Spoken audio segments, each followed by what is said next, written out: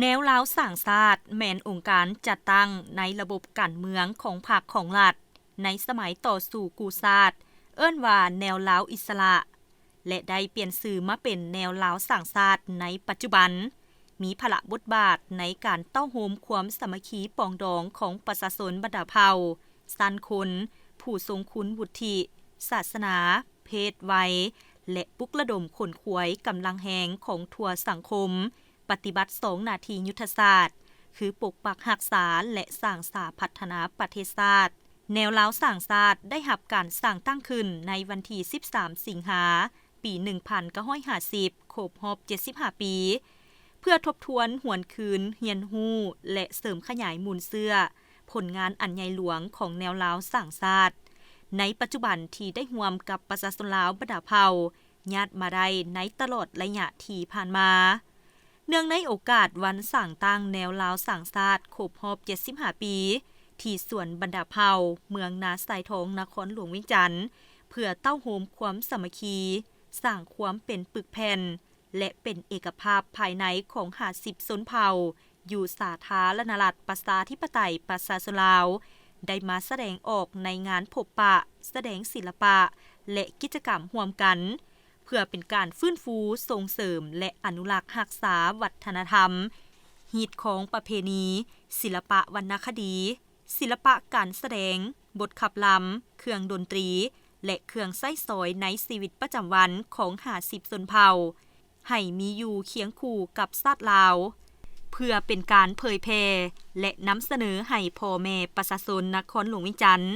ก็คือทั่วประเทศได้ฮู้ได้เห็นได้สัมผัสความเป็นจริงในงานดังกล่าวอยู่สวนบรรดาเผ่าแห่งนี้ที่เป็นแหล่งท่องเที่ยวและศูนย์การเรียนรู้ถึงวิถีชีวิตวัฒนธรรม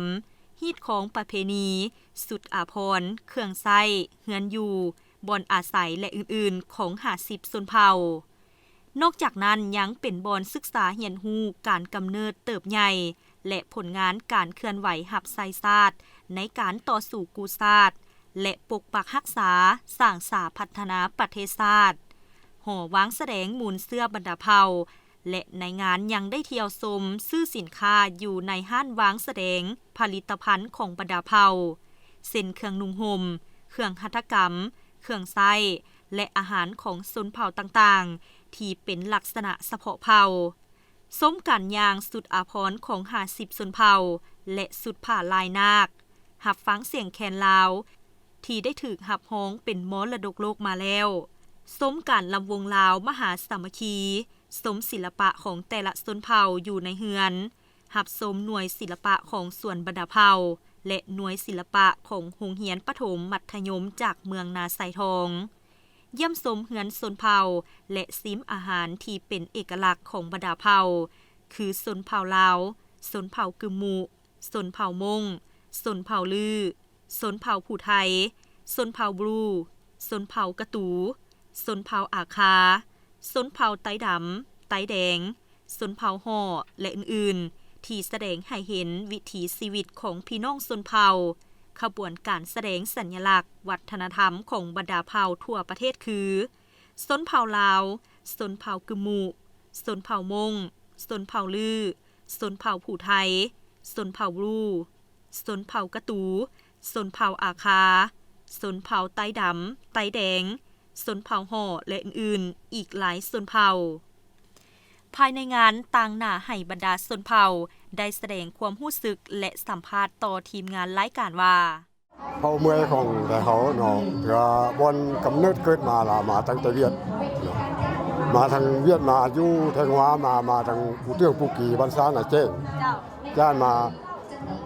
ระยะปูของพวกคอยมันมาทางซ่าน่ะเจ้งมาตกอยู่เมืองเวียงทองมาตกอยู่เมืองหัวทองเถือเมืองอ้อนเมืองจำนี่แหละเมืองจำพรเดี๋ยวนี้แหละจานล่ะเกิดนุขี้เลยมันได้กินบ่พอปากเลยคืออยากปากมองอะไรล่ะในปานมาปลายมาแล้วมันตกมาที่คำเกิดมาอยู่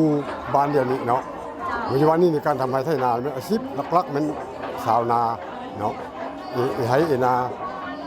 หากินตามธรรมชาติอันนี้อันชอบมาคือการนุ่งที่ของเผ่าเมื่อยมันคือผู้ชายแล้วก็ผู้เดียวขอหนูนี่ผู้หญิงนุ่งเสื้อนี่เนาะลูกหลานก็ไม่คือนี่การสืบทอด พอเราไปสืบทอดของมวยผมภาษาแต่มวยสุดๆมันน่าท่าว่าลูกเปิ้ลลูกใจเนาะลูกเปิ้ลลูกใจลูกเป้ลูกซ่าแล้วก็ท่าว่าปักกะเลยมาดูเว้ยได้กี่เขาหรือบ่ยังบ่ได้กี่อ๋อมีได้กี่เขาเห็นว่าแต่เขาอ๋อมีจริงอ๋อมีมันเป็นพอเป็นแม่ภาษาลาวเนาะแต่แก้วแต่งดองก็คือกันเอาพวกเอาเมียมือกันเคยมือเปื้อมือมันนุ่งสุดแบบนี้ผู้ชายมันนุ่งสุดแบบนี้แล้วก็ใส่แผลดำแล้วก็แผลผ้าคิดตุ้มเผามวยความเปลี่ยนมาของผมเท่านั้นยุดนักอันนั้นฮิตของประเพณีแล้วมันถือพี่แล้วก็มีข้าวเมื่อแต่ก่อนก็ได้นะข้าวเมื่อจำพี่พ่อพี่แม่ตกมาช่วงระยะนี้มันก็เขาอยู่ศาสนาพุทธยังบุญธรรมดาทำข้าวเมื่อเขาแต่บ้านเกิดเมืองนอนแท้มาแต่ปู่แต่ย่าแต่มาแต่เวียดได้มาแต่เวียดผ่านมาแต่เวียดแล้วคือมาอยู่วันซาน่ะแจ้งเมืองอ้อนเมืองจำเกิดลูกพี่จะได้มาอยู่นาดีนะสวมเมืองใหม่มันจะตกมาอยู่เมืองเกิดเอามวยของแถวมันเป็นการดำรงชีวิตเดี๋ยวลูกหลานจุมือเนี่ยเปลี่ยนไปแล้วความป้าเขาก็ได้คนนะบ่ฮู้ว่าเขามวยนี่ว่าปากีปักกะเลยมาก็เลยบ่ฮู้แล้วยังฮู้แต่รุ่นพ่อเนาะรุ่นพ่อนี่ทีนี้ก็ยังบ่ฮู้แล้วพอมวยเป็นจังได๋ฮิตของประเพณีเคยนั่นแหละนี่คือนั่นคือพอมวยประวัติของพอมวยป้านมา เจ้าข้าพเจ้าชื่อนางเมียงสมัยวงศ์วิจิตรเป็นของหัวหน้าแผนกวัฒนธรรมและการท่องเที่ยวเขตเสียงดองวันนี้ก็มีความรู้สึกภาคภูมิใจเป็นอย่างยิ่งที่ได้นำเอาเอกลักษณ์เข้าของเข้ากระตูนก็ที่เป็นเข้าหนึ่งอยู่ในเขตเสียงดองได้มีเอกลักษณ์ประจำเข้าเป็นต้นแม่นผ้าเพชมเขาเจ้าดาบุญประเพณีกับเป็นบุญประเพณีทุกๆปีเป็นวันที่5 เดือน 3คนจะเห็นประเพณีของเขาเป็นประจำปีแต่ก็เป็นปฏิทินของเขตของเราได้เป็นเอกลักษณ์ซึ่งในมื้อนี้ก็ได้นำเอาอาหารเอกลักษณ์ของเพื่อนเป็นต้นแม่นเข้ากับเป็ดสลีและอันที่สองมาก็เป็นเขาต้มเขาไว้เพื่อนว่าเขาต้มกระเทียมเจ้าเพื่อนจะเป็นเอกลักษณ์เพื่อนจะเวลาเพื่อนเวลาอย่างเพื่อนจะได้เอาแขกกับเมียเพื่อนครับผู้หญิงหรือว่าผู้ชายนี่มีความแตกต่างกันเลย เราสำหรับผู้หญิงจะเป็นสินเป็นผ้าเพแบบสินเนาะแต่ว่าอันนี้พวกเขาเพื่อนมาประยุกต์แล้วกับเจ้าดั้งเดิมจะสินหัดเอิกเนาะเจ้าแล้วมีผ้าปุกว่ามีหมากปัดใหญ่ใส่เนาะจะเป็นนั้นสำหรับผู้ชายเป็นแต่ผ้าค่ะเพื่อนราคาเหี่ยงเนาะผ้าเหี่ยงกับผ้ากันเดียวไม่ได้มาในงานเฉลิมฉลองวันช่างตั้งในเราสังสารคมหอบ75 ปีในมื้อนี้ขบวนทีมงานแม้มามีอยู่50สำหรับนักแสดงของแม้มีอยู่30และวิถีชีวิตของผู้ไทยแม่นดังเดิมกันแม่นทุกมื้อทุกเว้นมาแม่นมีการตำหูท่อไหมหลังจากตำหูท่อไหมนี่แม่นได้มีการวางขายนะเป็นตลาดนัดงานนั้นงานนี้บอกก็ได้พากันเอาไปขายนะแล้วกันสำหรับนางเฮนกันแม่นได้นำผ้ากันไปแสดงถ้าเพิ่นต้องการแสดงน้องน้อยนางเฮนนี่ก็มีรายการหลายรายการว่าซ้ำๆนั่นนะรายการเข้ารายการผู้ไ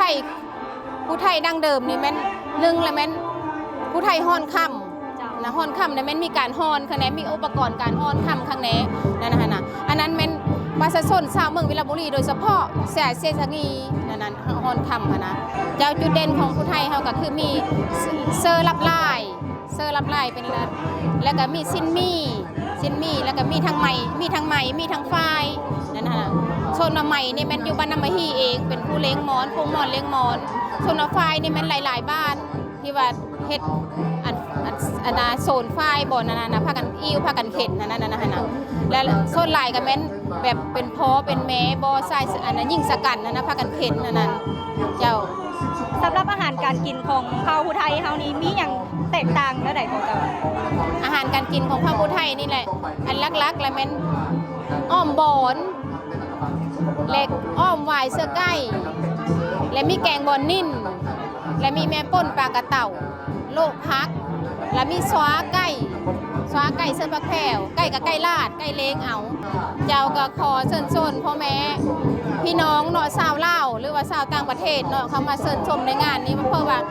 อันน่ะวันช่างตั้งในเราสังสารเนี่ยเราสังสารก็แม่นเป็นบ่อนเต้าโฮมความสามัคคีของหมดทุกชนชาติชนเผ่านั่นนะนะแล้วก็เชิญชวนพ่อแม่พี่น้องมาเที่ยวชมแล้วก็มาซื้อเครื่องผลิตภัณฑ์นำบรรดาแต่ละเผ่าเนาะมานี่เนาะแต่ว่าใหญ่กว่าหมู่ก็เป็นเผ่าผู้ไทยของพวกเฮานั่นน่ะเนาะสันเจ้าขอขอบใจงานเฉลิมฉลองวันสั่งตั้งแนวลาวสั่งศาสตร์ครบรอบ75 ปี สามารถบรรลุได้เป้าหมายการเต้าโฮมความสามัคคี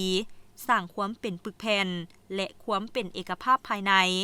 แสดงออกในงานครั้งนี้มี18ชนเผ่าซึ่งตั้งหน้า50ชนเผ่าในประเทศลาวสำเร็จการฟื้นฟูส่งเสริมและเอกลักษณ์วัฒนธรรมของทุกๆเผ่าสำเร็จการเผยแพร่โฆษณาและนำเสนอให้พ่อแม่ประชาชนเมืองนาไซทองและเมืองอ้อมข้างนครหลวงเวียงจันทน์ได้สัมผัสความเป็นจริงของงานเต้าโฮมความสามัคคี50ชนเผ่าในโอกาสเฉลิมฉลองวันสั่งตั้งแนวลาวสั่งศาสตร์ครบรอบ75 ปีครั้งนี้ส่วนบรรดาเผ่าแห่งนี้มีหลายอย่างที่น่าสนใจมาเรียนรู้และมาเที่ยวชม